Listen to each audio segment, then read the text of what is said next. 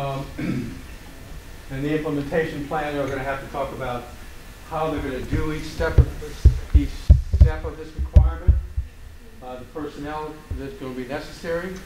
The director has already talked about, DD director talked about the identification of a Ligas implementation team, or a team that's specifically identified to focus on Ligas issues. They've already hired a budget person to focus on budget issues, and there will be a separate Ligas budget, so people in the public will be able to see what's being spent and what's being allocated to comply with this order. And the resource development activities, they have to submit an application for renewal of the home and community-based waiver this coming year. And so that renewal may include some new services and new programs that they're going to have to develop that comply with Ligas. The kind of outreach activities that I talk about.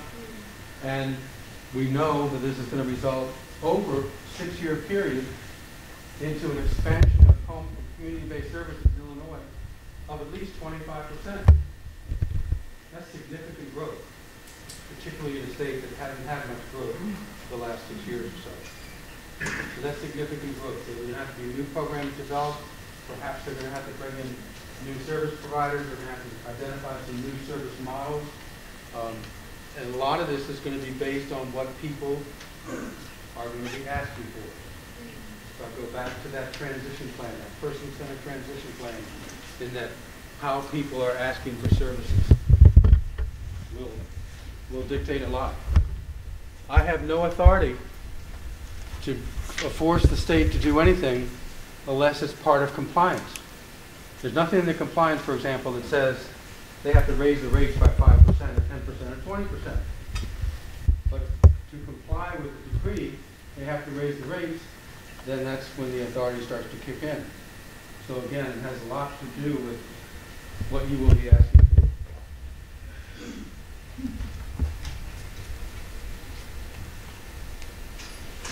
Just a few other things that on the implementation plan. Like I said, it was already, the parties have already dealt with it. The final plan will be submitted to the court in a few weeks. The draft plan is already on their website. They say that the public input is due by November 15th, but I think if you wrote them a letter or an email today or tomorrow, as soon as you read it with any comments, I think they would love your comments, but that's going to be pretty much over with by next week, because the parties will be meeting on Monday to review all of the public's input as well as other input, and that's going to have to be finalized. The good news there is that once the implementation plan is done, it actually becomes part of the decree. So they're going to have to implement the implementation plan.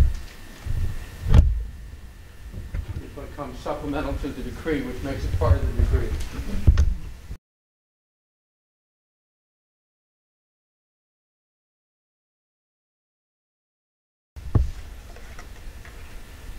My role is to, again, to facilitate these meetings of 19 lawyers, which is a lot of fun, and evaluate compliance. I'll do my first annual report next July to evaluate the data, to develop standards on how they must meet these requirements, and I've already submitted to them the first draft of compliance standards around transition planning, around crisis services, making sure that we have a timely transition to people from the large facilities to community, and services to class members on the waiting list. They can't comply with this until those groups, that 1,500, actually start services. So compliance is not measured by an offer of services. So the compliance is actually measured by when services start, or when the provider starts billing for services. That's actually when services start. That's sort of the starting point, when services actually start. So they have a tall order, particularly these first 2 years. Again, June 15, 2013 isn't that far away. It's about 19 months away. They have to serve 1,000 new people off the waiting list and 200 or so people out of the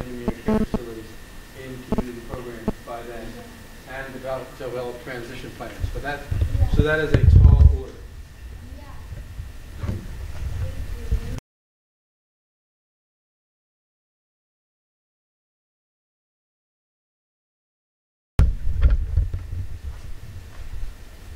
And so we say they're also going to have to come up with the money to do it.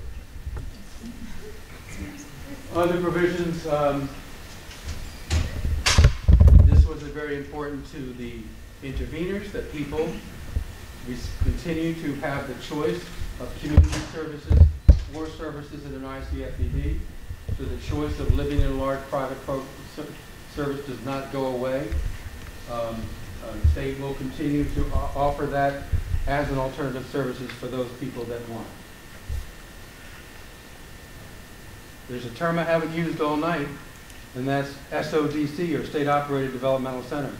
People in state operated developmental centers are not considered part of the Ligas class. They are being addressed separately, and the parties agreed at some point in their negotiations years ago that they would not be part of this class action suit. So again, when I use the term intermediate care facilities, I'm talking about privately operated intermediate care facilities. Paragraph 47. The court will retain jurisdiction for at least 9 years, which means that the state can't submit a request to the court to vacate or to end this case for at least 9 years. Remember, that 6-year period is very important, because by then they will have to have moved 3,000 people off the waiting list, have to have moved everybody out of an intermediate care facility who wants to move to the community, and they'll have to start serving people off the waiting list at a reasonable pace. So that there's going to be that sort of test time, if you will, time where they will be evaluated whether or not they can, between the 6th year and the 9th year, whether or not they have the capacity and ability to serve people off the waiting list at a reasonable pace. And the court may continue. I was the special master in the Penhurst case in Pennsylvania. That case lasted 26 years.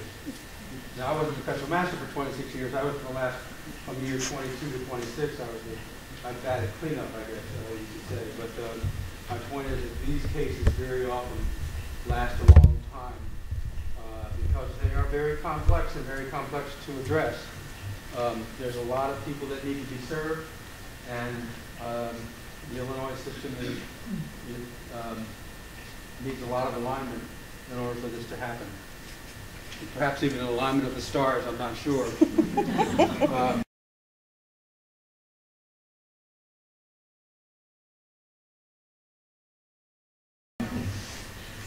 This is my contact information, and that is, feel free to use it.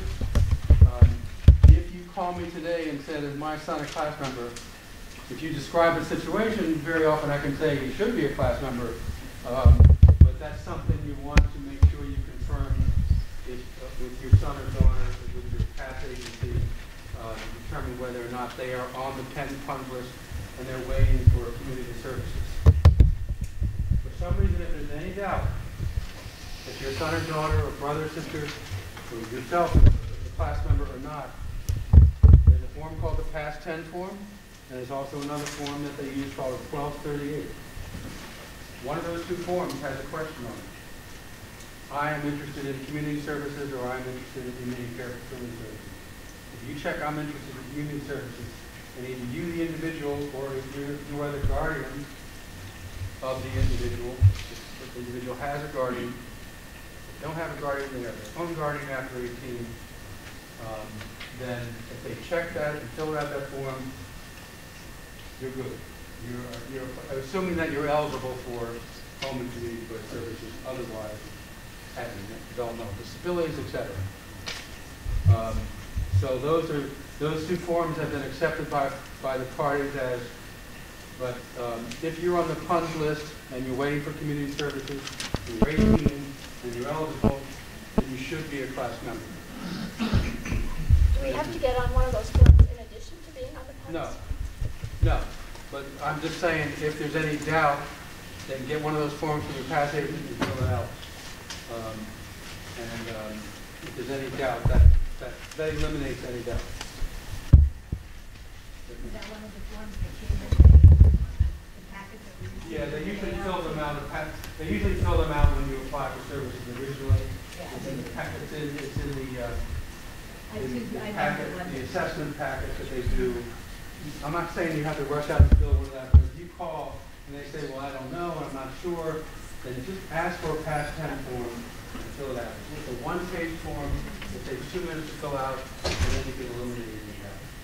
I was wondering about what came if you were to be a member of the class action. There was a whole description. Oh, there was also something that was sent out by Equip for Equality. Yes, about 2 years ago. Yeah. If you filled out one of those, you're good. I've seen them. I've got the boxes of them. I've sorted through the boxes of them. There's somebody actually going through each one of those right now, and everybody that's filled out one of those Equip for Equality forms is absolutely a class member. Because that asks that same question, I want community services, or I want intermediate care facility services. If you say that I want intermediate care facility services, then you're not a class member. If you want community services, you are. There's one other frequently asked question, or there's several others, but one of them that I hear a lot is, what if I'm in a SILA? Well, the bad news is I think that if you're in SILA services already, you're not a class member. Because you're getting services. If you're in SILA services and you want better SILA services, you're still not a class member. Because you should be getting services, full-time services, if you're in a SILA. If you're in a 6-person SILA and you want to move to a 4-person SILA or something like that, I'm not saying don't advocate for it, but you don't have any rights as a Ligas class member. I want to be very direct with you on that. Ligas is for people who are not getting services or who are in intermediate care facilities who have been waiting for community services. And so I just wanted to clarify that. If you're already in SILA services, you're not considered a Ligas class member. Now, we hope and expect that over time, the services system will improve to where that will affect more than just Ligas class members. But if you're in a SILA today, you should be advocating for whatever you're advocating for, but you wouldn't have any rights as a Ligas class member. Okay, this is where I get to hear your questions. I was just wondering who's preparing that implementation plan that's going on right now? The Division of Developmental Disabilities is putting it together. The new director, Kevin Casey, and Rita Hoskin, and that group. But they're getting lots of input from the Department of Child and Family Services and other parts.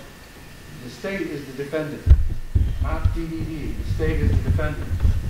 And the state Attorney General represents them at the meetings, and the Secretary comes to the meetings, and they have. But DDD, to answer your question, DDD is prepared. Personally, I think the implementation plan is written poorly against a lot of things, particularly equitable distribution throughout the state. Right. When and if, or are we going to be able to see if our comments were incorporated into the plan? We haven't had that opportunity for us. There should be a redraft done in the next couple of days, and I think it will be posted. I don't know when I can't answer the question of when they're posted on their website, but I certainly think by next Monday, the 5th, they should post it on their website, and there will be a very short window for further comment. Now, the good news is the implementation plan can and will change on an ongoing basis. Interestingly, I saw most of the public comments. I'm not sure I saw all of them, but I saw the majority of them. And there were only 2 entities that recommended distribution by geography. And you asked the president? I probably did. And then there were yours and one other person. But it wasn't broad support for that. So Just there to let needs you to know. be. Pardon me? So there needs to be. I'm not saying it doesn't need to be. I'm just But I saying. mean, you need more comments. Oh, more comments would be great.